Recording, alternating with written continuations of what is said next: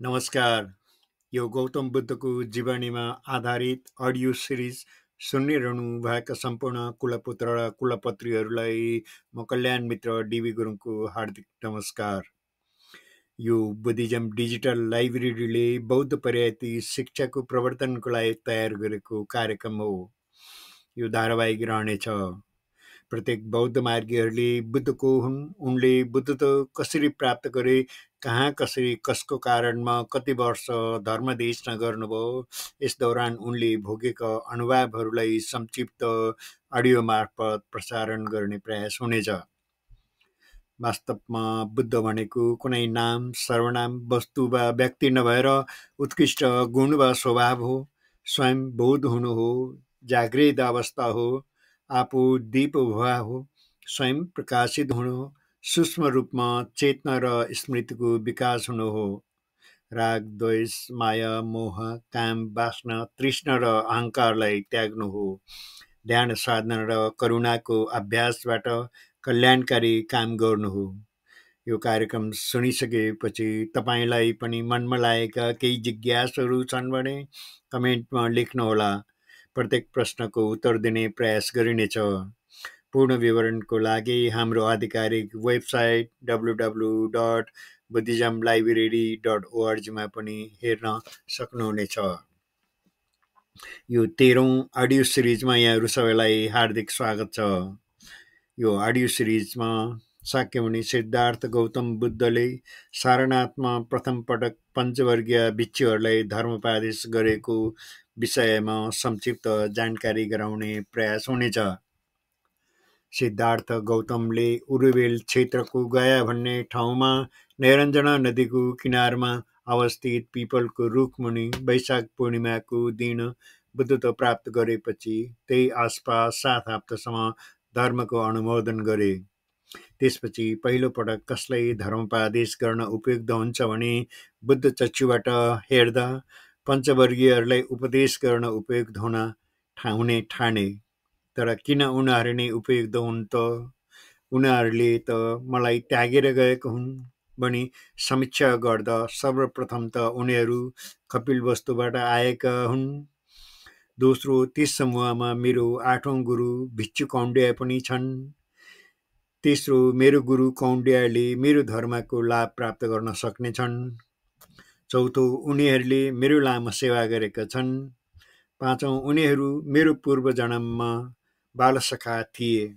यी यावत कारणहरूले गर्दा उनीहरूलाई नै प्रथम पटक धर्मोपदेश गर्न उपयुक्त हुने ठानेर गयादेखि सारनाथतिर आउँदै गर्दा बाटोमा आजीवकसँग संवाद भएपछि पञ्चवर्गीय भिक्षुहरूको खोजी गर्दै गए। सारनाथतिर जाँदै गर्दा बाटोमा 5औं जना भिक्षुहरू रुखमुनि बसिरहेको देखे। उनीहरूको अवस्था र मनका भाव बुझेपछि उनी सरासर त्यतैतिर गए। पञ्चवर्गीय भिक्षुहरूले सिद्धार्थ गौतम उनीहरूतिर सिधै आइरहेको देखेर यो पथभ्रष्ट र पतित गौतमलाई नमस्कार गर्नु हुँदैन, यसलाई कुनै सेवा सत्कार र आदर सत्कार गर्नु हुँदैन, यो गौतम हाम्रो लागि केही उपयोगी छैन भन्ने सोचेर देखे नदेखेको जस्तो गरी सबै घोप्टो परेर बसिरहे।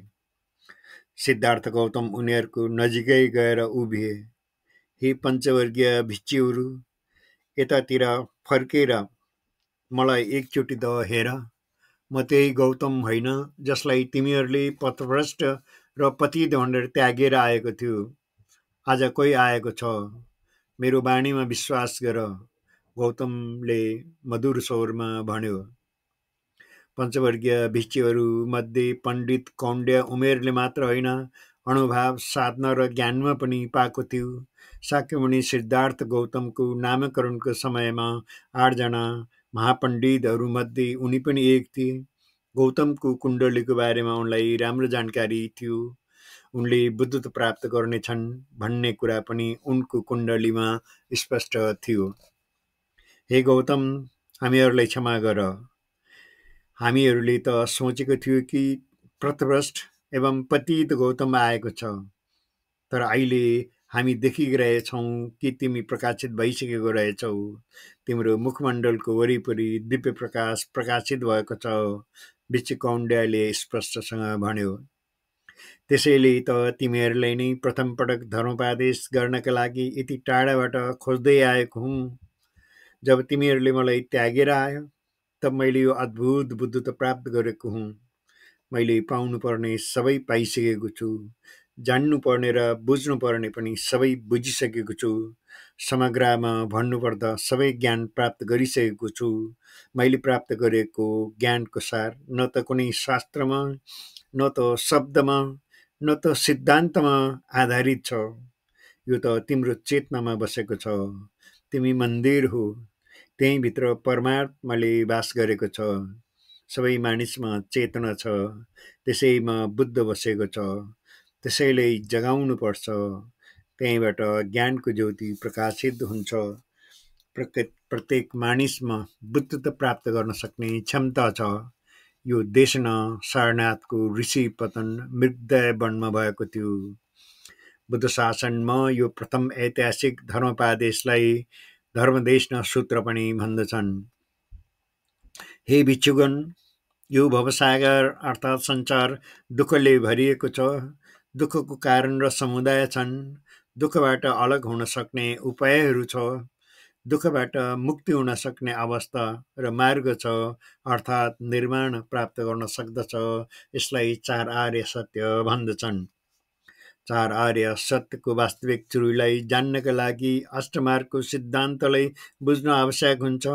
निर्माण प्राप्त गर्नका लागि ती मार्गहरू उत्तम मार्ग हुन्, जस्तै सम्यक दृष्टि, सम्यक संकल्प, सम्यक वाणी, सम्यक कर्म, सम्यक जीविका, सम्यक व्यायाम, सम्यक स्मृति र सम्यक समाधि हुन्। त्यसैले धर्ममा वैराग्य श्रेष्ठ, चार आर्य सत्यमा चार आर्य श्रेष्ठ, मार्गमा अष्टमार्ग श्रेष्ठ, शीलमा पञ्चशील श्रेष्ठ, भावनामा करुणा श्रेष्ठ, प्राणीमा मनुष्य श्रेष्ठ र मनुष्यमा चक्षु समान बुद्ध श्रेष्ठ। यो अत्यन्तै उत्कृष्ट सूत्र छ। यसलाई मनन गर्न जरुरी छ। धर्मोपदेश सुन्ने बित्तिकै कौण्डिन्यको चेतना खुल्यो र भन्यो, हे सर्वज्ञानी बुद्ध, मलाई तिम्रो भिक्षु बनाऊ भन्दै उनको चरणमा घोप्टिए। बुद्धम शरणम गच्छामि भन्दै शरणमा गए। बुद्धले तथास्तु भनी अभिषेक दिए। कौण्डिन्यमा बोध गर्न सक्ने असाधारण शक्ति थियो, तर कसरी बोध गर्ने भन्ने बारेमा उनी अल्मलिरहेको थियो। यस वखत बुद्धको प्रथम वचन सुन्नेपछि उनको चेतना खुल्यो। उनले स्रोतपति फल प्राप्त गर्यो। त्यसैले उनी बुद्ध शासनको प्रथम आहार्त बन्न सफल भए। भिक्षुकौण्डिन्यको अवस्था देखेपछि बाँकी चारजना पनि बुद्धको शरणमा गए। त्यसपछि बुद्धले अष्टमार्ग र यसको विशेषताको बारेमा विस्तारै धर्मदेशन गरे। शाक्यमुनि सिद्धार्थ गौतम बुद्धले आषाढ पूर्णिमाको दिनमा सारनाथमा पञ्चवर्गीय भिक्षुहरूलाई प्रथम पटक धर्मोपदेश गरेको दिनलाई गुरु पूर्णिमाको नामबाट प्रख्यात छ। यो धर्मोपदेश कार्यक्रम यही समाप्त हुन्छ। यहाँहरूलाई कार्यक्रम कस्तो लाग्यो? यसलाई कसरी उत्कृष्ट बनाउन सकिन्छ? तपाईँ अहिले कुन ठाउँबाट सुन्दै हुनुहुन्छ? प्रथम पटक वा नियमित के हो? त्यही अनुसार कमेन्टमा लेखेर सल्लाह र सुझावहरू सहित like, share, comment and subscribe गर्नुहोला। यहाँहरूकै सुझाव अनुसार आगामी अडियो सिरिजमा पुनः भेट हुने बाचा गर्दै म कल्याण मित्र डिबी गुरुङ पनि बिदा हुन चाहन्छु। भवतु सर्वमङ्गलम। बुद्धम शरणम गच्छामि।